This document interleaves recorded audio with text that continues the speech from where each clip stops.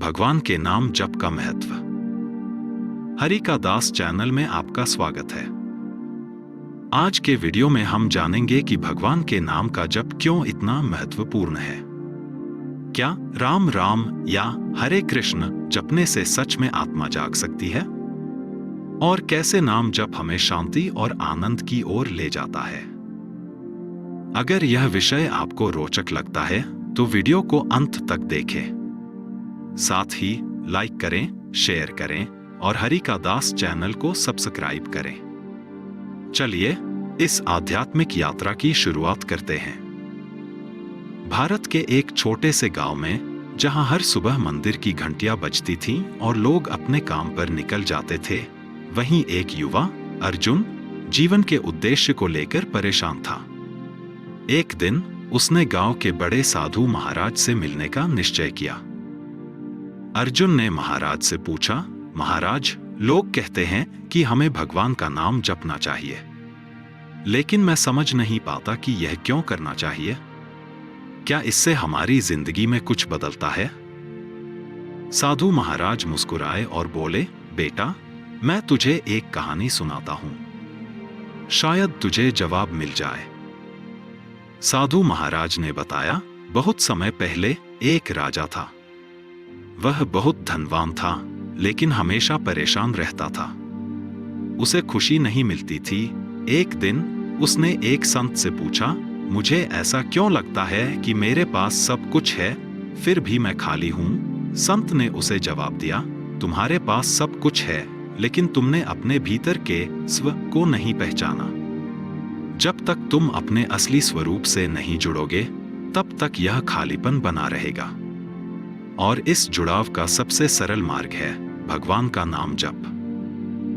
अर्जुन ने उत्सुक होकर पूछा, लेकिन महाराज, भगवान का नाम जपने से यह कैसे संभव है? साधु महाराज बोले, भगवान का नाम जपना ऐसा है जैसे तुम अपने भीतर के असली स्व को पुकार रहे हो। भगवान केवल बाहरी नहीं, वे तुम्हारे भीतर ही हैं। जैसे कृष्ण ने गीता में कहा, सर्वभूतस्थमात्मानं सर्वभूतानि चात्मने। अध्याय 6 श्लोक 29। जो व्यक्ति हर प्राणी में आत्मा को देखता है और आत्मा में हर प्राणी को देखता है, वही सच्चा ज्ञानी है।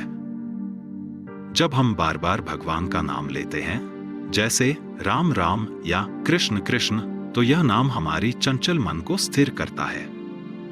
नाम जप हमें आत्मसात करने में मदद करता है। और जब हम आत्मसात हो जाते हैं, तो हम अपने वास्तविक स्वरूप यानी आत्मा से जुड़ जाते हैं।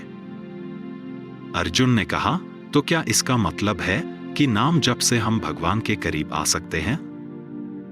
साधु महाराज बोले, बिल्कुल। भगवान हमेशा आत्मसंतुष्ट और आत्ममग्न होते हैं।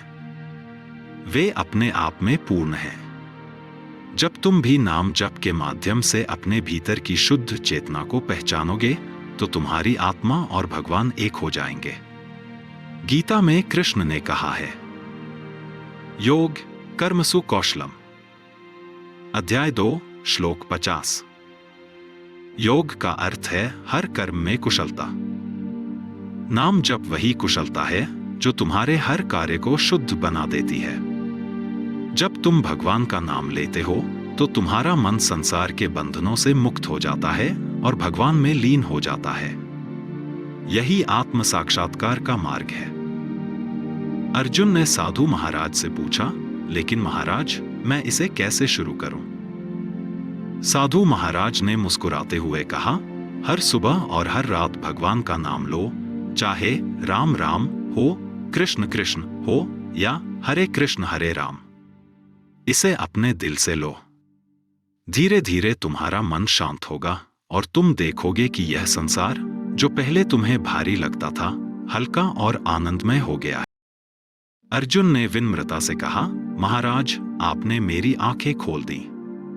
अब मैं हर दिन भगवान का नाम जपूंगा और अपने भीतर के स्व को पहचानने की कोशिश करूंगा। साधु महाराज बोले, बेटा, याद रखना, नाम जप सिर्फ एक क्रिया नहीं, यह तुम्हारी आत्मा का भगवान से संवाद है।